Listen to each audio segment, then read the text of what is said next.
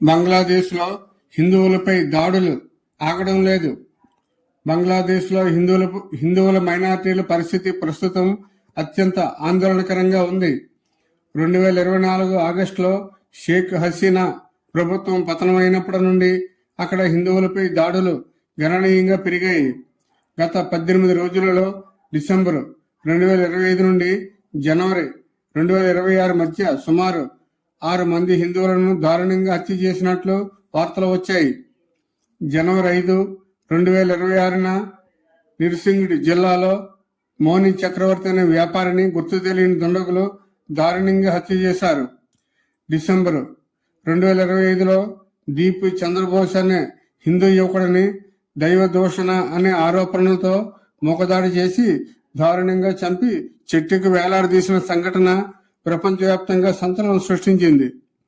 హిందూ మహిళలపై దాడులు, అత్యాచారాలు పెరుగుతున్నట్లు పలు మానవ హక్కుల సంఘాలు హెచ్చరిస్తున్నాయి.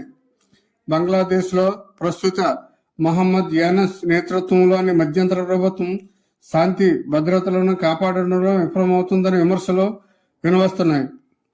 ఫిబ్రవరి 12, 2026న బంగ్లాదేశ్లో సార్వత్రిక ఎన్నికలు జరగనున్నాయి. ఈ నేపథ్యంలో మతపరమైన ధృవీకరణ పెరిగి హిందువులను లక్ష్యంగా చేసుకుంటున్నట్లు విశ్లేషకులు భావిస్తున్నారు. అవామీ లీగ్ పతనం తరువాత జమాత్-ఏ-ఇస్లామీ వంటి సంస్థలు బలోపేతం కావటం, హిందువులను భారత ఏజెంట్లుగా చిత్రీకరించడం వల్ల దాడులు పెరుగుతున్నాయి. భారత విదేశాంగ మంత్రిత్వ శాఖ ఈ దాడులను తీవ్రంగా ఖండించింది. బంగ్లాదేశ్లోని మైనార్టీల భద్రతను నిర్ధారించాలని మధ్యంతర ప్రభుత్వాన్ని పదే పదే కోరుతోంది. అమెరికా, బ్రిటన్ వంటి దేశాలు కూడా బంగ్లాదేశ్లో మత స్వేచ్ఛ, మైనార్టీల రక్షణపై ఆందోళన వ్యక్తం చేస్తున్నాయి.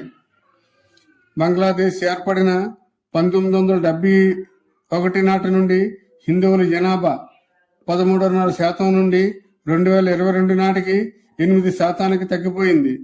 2020 నాటికి ఇది మరింత తగ్గిపోయింది. బంగ్లాదేశ్లో శత్రు ఆస్తి చట్టం ద్వారా దేశం విడిచి వెళ్లిన వారి ఆస్తులను ప్రభుత్వం స్వాధీనం చేసుకుంటుంది. దీనిని సాకుగా చూపి స్థానిక హిందువులను భయపెట్టి వారి భూములను లాక్కోవడానికి దాడులు చేస్తున్నారు.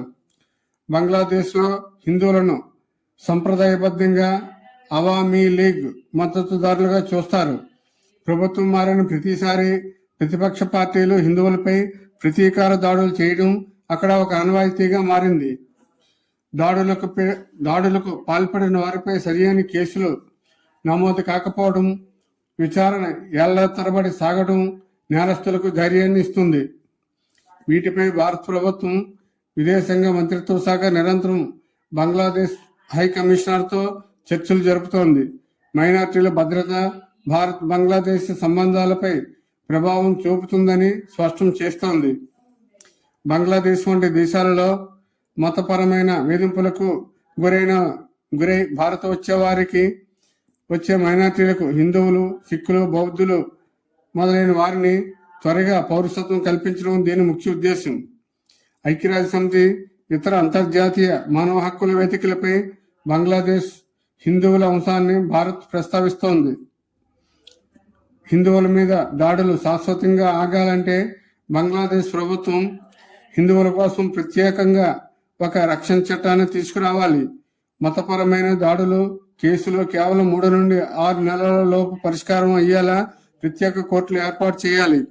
బంగ్లాదేశ్లో అధికారాలు కలిగిన ఒక స్వతంత్ర మైనార్టీ కమిషన్ను ఏర్పాటు చేయాలి.